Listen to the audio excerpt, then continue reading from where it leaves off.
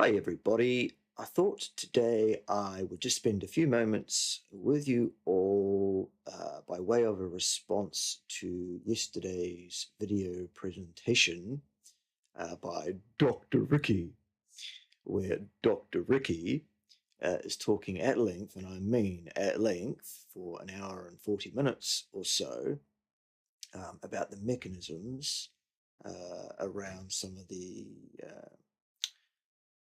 causes of atherogenesis, leading to atherosclerosis, leading to CVD, heart disease, that kind of thing.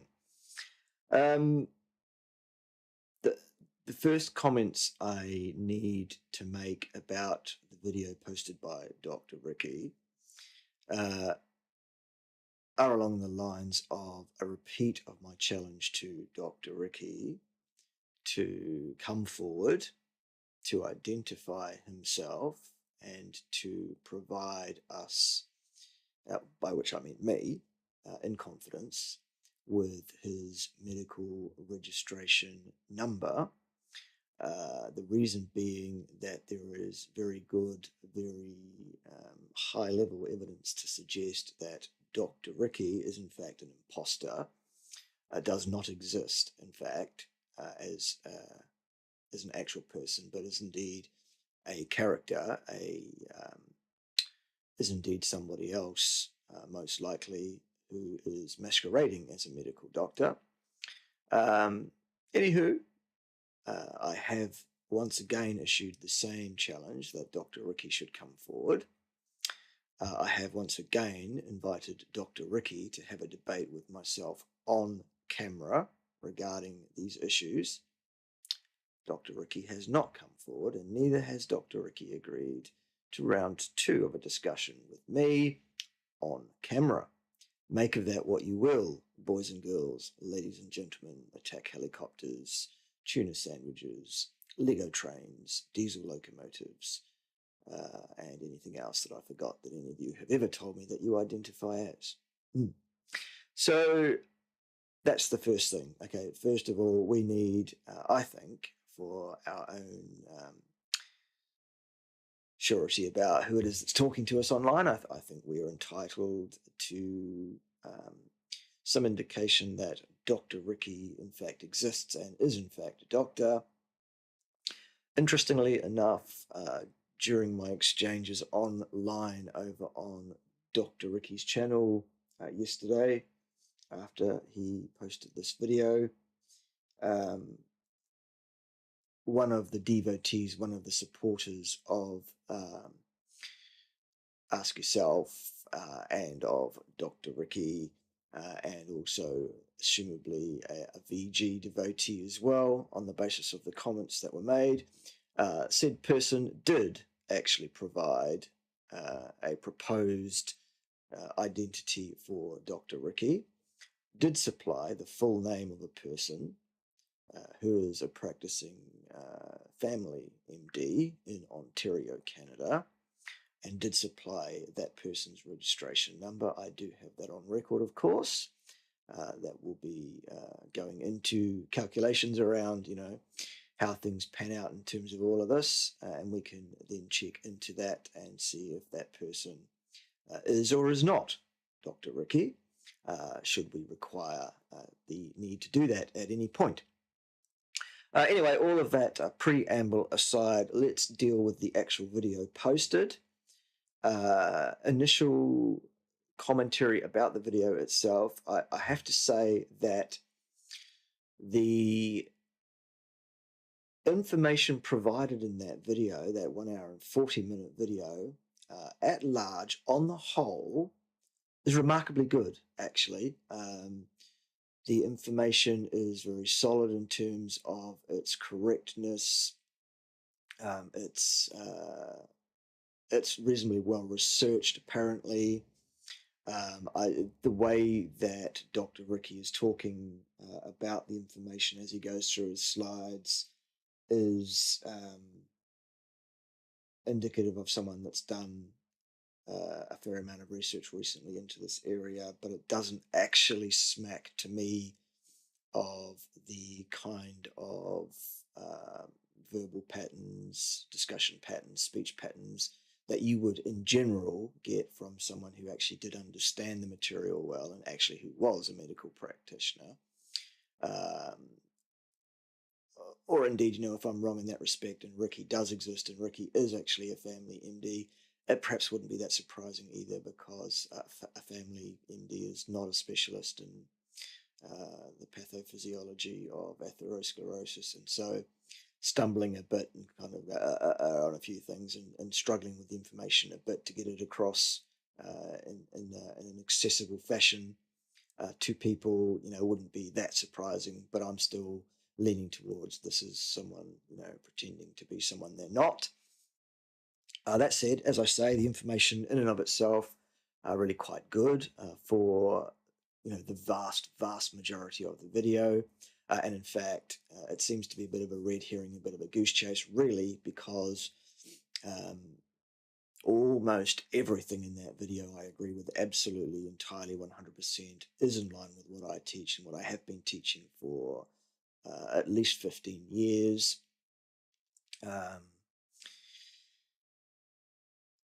None of it is a reason to actually doubt what I've been saying all along around the fact that low-density lipoprotein cholesterol is not a causal factor in atherosclerosis, heart disease, or any other form of health concern, actually. Except that what we can do basically is distill all the information in that video down, and there's really only 2 points of contention that I have pulled out of it after a quite careful look through the video from start to finish.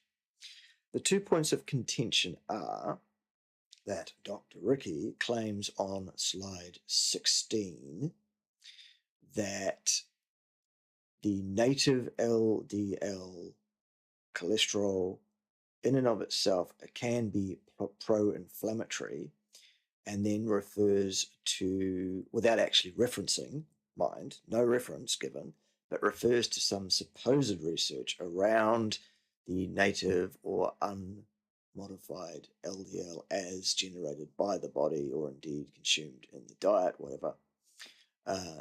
Talks about that being inflammatory via a mechanism with a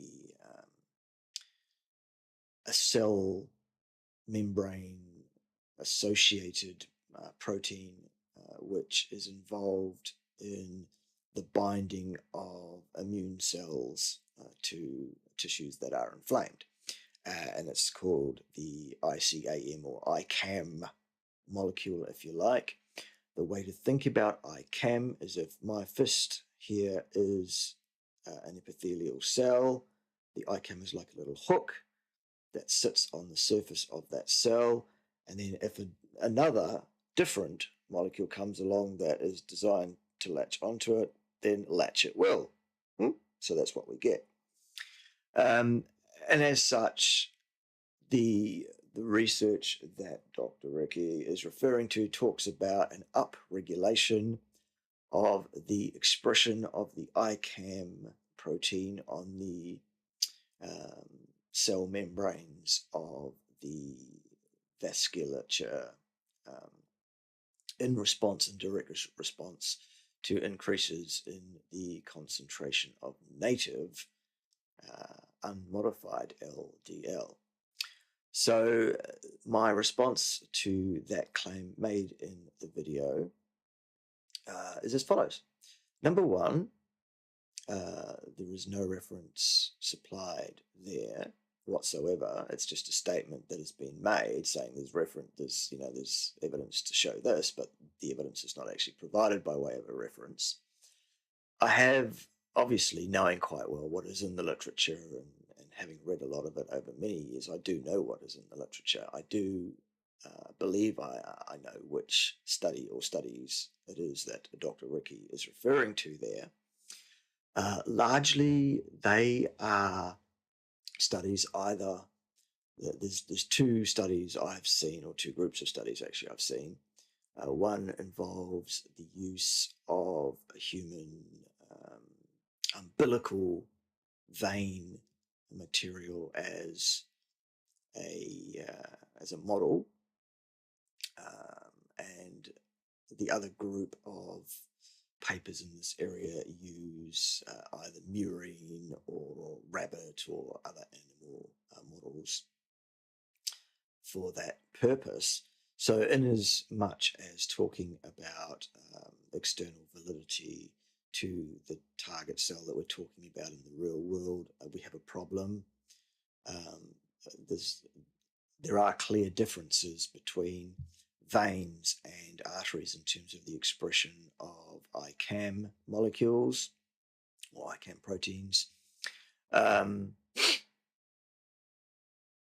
So, comparing veins with arteries, even in the same individual isn't going to work, let alone using tissues from completely different sorts of organs,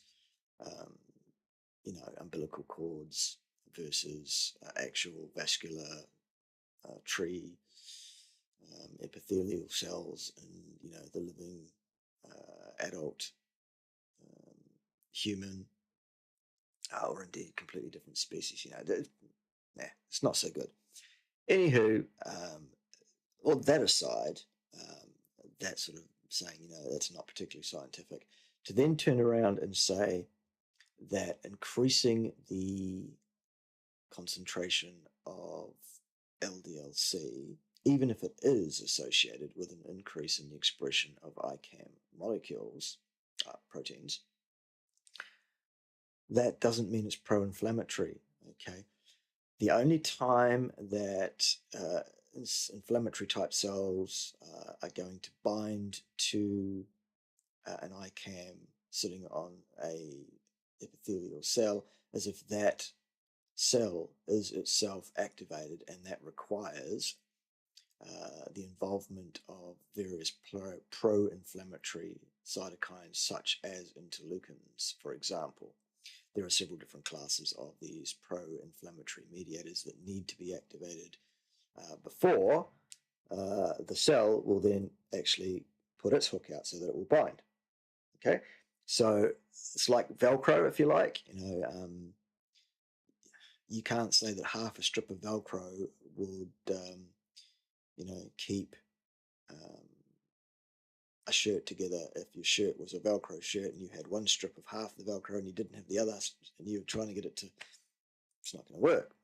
For inflammation to occur, you need both sides of the picture to be in play. So that's a ridiculous non-scientific statement there by Dr. Ricky. It shows that Dr. Ricky doesn't actually understand inflammation, or indeed, if Dr. Ricky does understand, then what Dr. Ricky is doing there is actually, with malice aforethought, on purpose, deceiving his listeners in order to try to suggest that there is a role for native, in other words, non-modified LDL in inflammation and or in atherosclerosis, etc. There isn't. Basically, a short throw-out comment on the bottom of slide 16 saying there's some evidence that native LDL is pro-inflammatory without supplying the evidence or even talking about how that may be so doesn't cut it, boys and girls. Doesn't cut it at all. That is not a mechanistic description of how the inflammation occurs. I've just given you one in the most basic terms that I can to show that the argument given in the video yesterday just simply doesn't cut the mustard remotely at all. So what we're saying is that for an inflammatory cell, an immune cell, to bind to an epithelial cell to start doing its work there, number one, we need an adhesion molecule on the epithelial cell, and we need a matching adhesive cell, a ligand for the adhesive protein on the epithelial cell. They both need to be activated, ready to go. That requires inflammation. That requires the involvement of pro-inflammatory cytokines. That involves an inflammatory response in the body. And in fact, even if you have a short-term inflammation situation, that is actually not an atherogenic thing, because if that inflammation resolves as per the natural processes that it should do, then we don't have a problem. It's only when LDLs that are oxidized or glycated are bound to the epithelial cells and are not released for a significant period of time that this damage occurs, and that's what instigates the inflammation, and it's that activates and causes the atherosclerosis to begin. It is simply not the binding of inflammatory cells as described in the way that Dr. Ricky has described it. Following on from that, it also turns out that in humans, again, this is why I was talking about why it's very important to make sure that your animal model is externally and internally valid for what you're trying to extrapolate your findings to. That's why animal studies are not good, because in animal studies, the ICAM molecule is highly involved in such processes. In humans, in fact, the ICAM model is not the most important binding protein in terms of the vascular epithelial cells. It is, in fact, a different one called VCAM. And it's actually the VCAM which is highly involved in atherosclerotic lesions in humans, not ICAM at all. So that's another reason to basically go, Dr. Ricky, you got it wrong, pal. You made a big error there. You've tried to pull the wool over people's eyes, and all it takes is an actual scientist who understands actual, pathology that's going on here to come online here and say, you got the wrong protein, pal. It's not ICAM. It's VCAM in humans, and VCAM in the same way needs to be activated via pro-inflammatory cytokines and things like that. And that's there's no evidence that an increase in the concentration or the amount, I should say, of LDL, native LDL floating around has any effect on the expression even of VCAM or indeed of ICAM, as it turns out, in humans.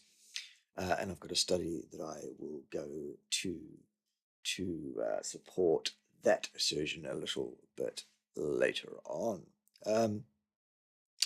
So, a couple of studies that I have here that I've just pulled out fairly randomly. There are a number of studies available. I've just gone with these ones because why not?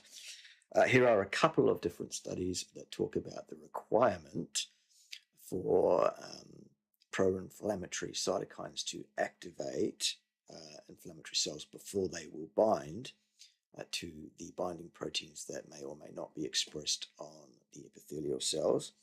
You could go to the Journal of Immunology, 1986, Volume 1, pages 245 to 254 for one reference around that. And another reference that you may be interested in is in Nature, number 331, pages 624 to 627, and that's a 1988 paper. So if you'd like to go and have a look at those papers, they clearly outline the requirement for pro-inflammatory cytokines to activate cells before they will bind.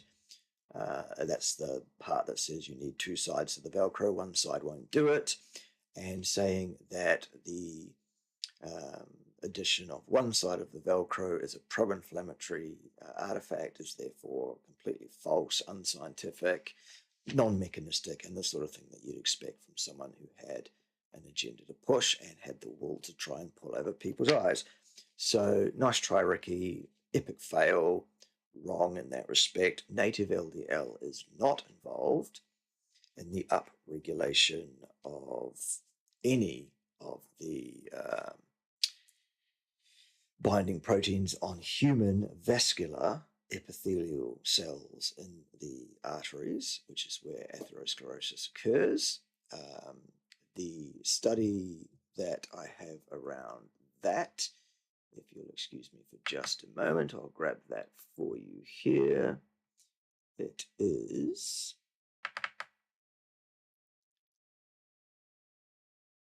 Cell Stress and Chaperones, 1997, issue 2, number 2, pages 94 to 103. Let me just quickly read you a little bit from this paper. Very, very interesting.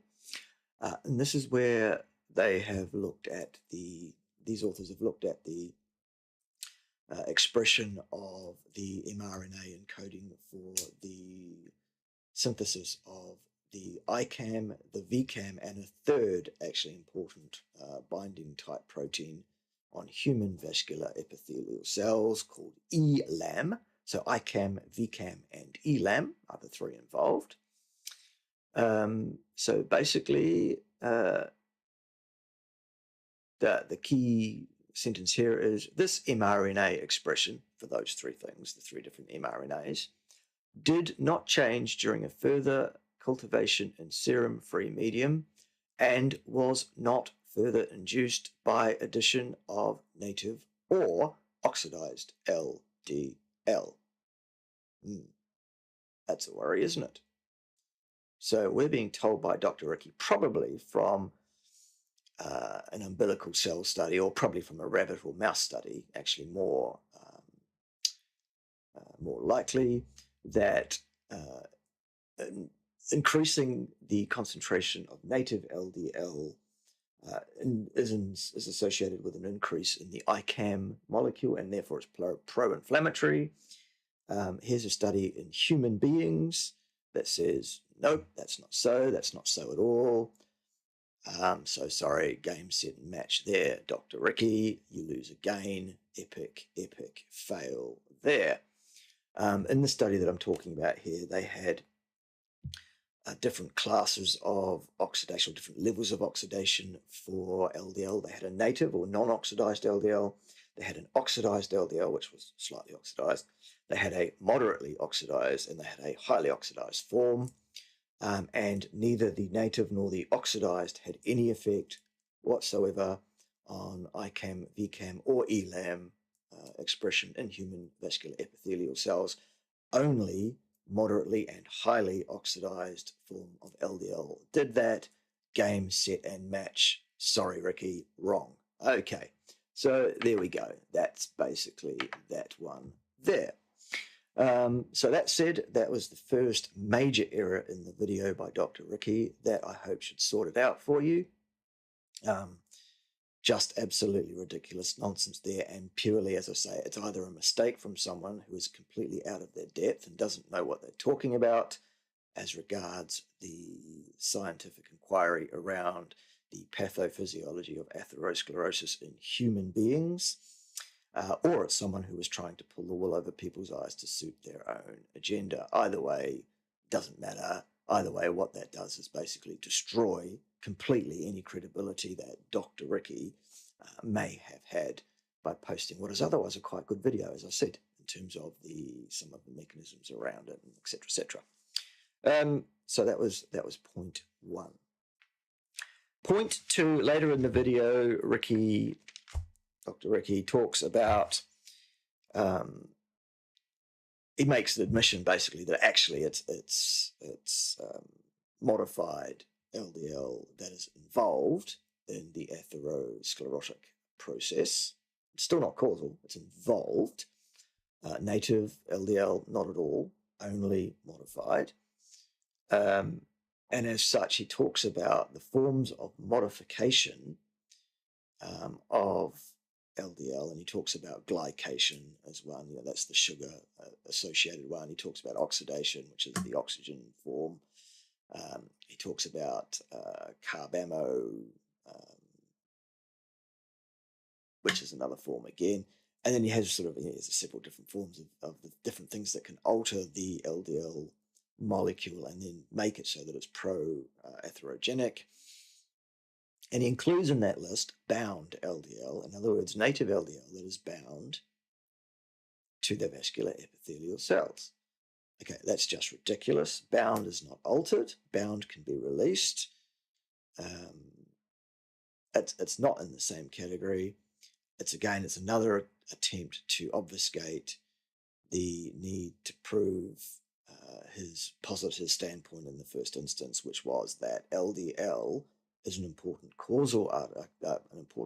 causal contributor to atherogenesis, atherosclerosis, heart disease.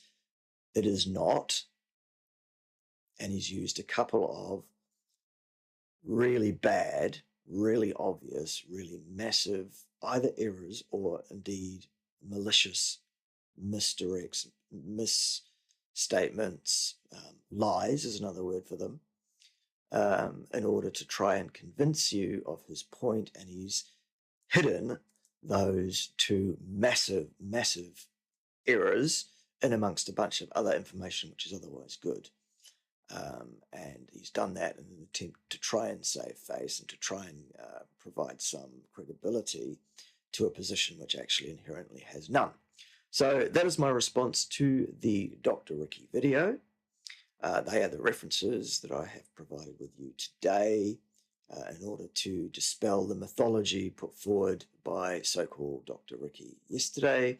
I hope this was useful to you. If people do have any questions about the pathophysiology of atherogenesis, and they would like to talk to someone like myself who actually does understand this thing and knows how it works and will not lie to you about how this works, and will actually stay within the disciplines of science and what it has established and what it hasn't, will not use invalid models from invalid tissues or invalid species, will not claim things that are bound are therefore altered, then obviously I'm the man to talk to you about that. A good place to talk to me is there. That's a really good place to come and get consultancy on any number of issues around nutrition, health and fitness, exercise, planning and execution, preparing yourself for any given events, be those physical in nature or indeed in terms of body composition, for aesthetic purposes or whatever else. They are all areas in which I am highly expert, along with pathophysiology, general physiology, general health, and all that kind of stuff. Obviously, I'm not an MD, but I do have significant scientific knowledge and experience in all the areas that I've just outlined above. And I have instigated a new tier in my patron site this week. It's a $50 a month tier. That's the one that you will need to subscribe to if you want to see me for consultation, really, and that will be by way of Skype appointment. You can have up to 2 hours a month, give or take. I'm not going to cut you off dead at 2 hours if we're into something important or whatever. I'm also not going to let you bank time, fair enough. Otherwise, it could get out of hand on me. So that's what's on offer over there. So get yourselves over there and get registered for that. And then what I'll be doing in days to come is I'll be putting an electronic calendar up online where you can actually book yourself in at a time that suits you, and then I can come online at that time and we can have a Skype discussion about whatever it is that concerns you or whatever it is that you want some advice on, and that will be my absolute pleasure. So that's where we're going with that. Stick around. This week, there is still a lot of things going to be happening as planned if everything comes together. Early in the morning, tomorrow morning, my time, I'm going to be having an online chat with Jonathan, who is a very popular YouTube personality. His site is all around exercise and health and fitness and that kind of stuff. So I'll be talking with Jonathan about 1 o'clock in the morning, tomorrow morning, my time. So be it. I live in New Zealand. That's the way it is. So yeah, stick around for that. And also a Friday afternoon USA time, early Saturday morning, my time. That's when the plan to talk with Dr. Gareth Davis, or Dr. Darth Vader, or whatever he wants to call himself. That'll be happening. That will be providing that there's no urgent surgery or anything that he's called away to do on that afternoon. Shouldn't be too much of an issue because he's actually an administrator these days, more so, and an active surgeon less, so I'm told by him. But anyway, that's the plan. Friday afternoon, USA time, Saturday morning, my time here, as in, wee small hours. So that's when that's going to be happening. So that's the plan for that. And finally, also, this week I will be posting my video where I will be going through the functioning of mitochondria in some detail, including what's good for your mitochondria, what's bad for your mitochondria, and that will also round out and become, as well as a video in its own right, it will become part 4 of the how to avoid chronic inflammation series of videos that I've been promising to do part 4 on for some time. So that's this week as well. So that's what you have to look forward to. I hope this video has been informative. I hope it's been useful.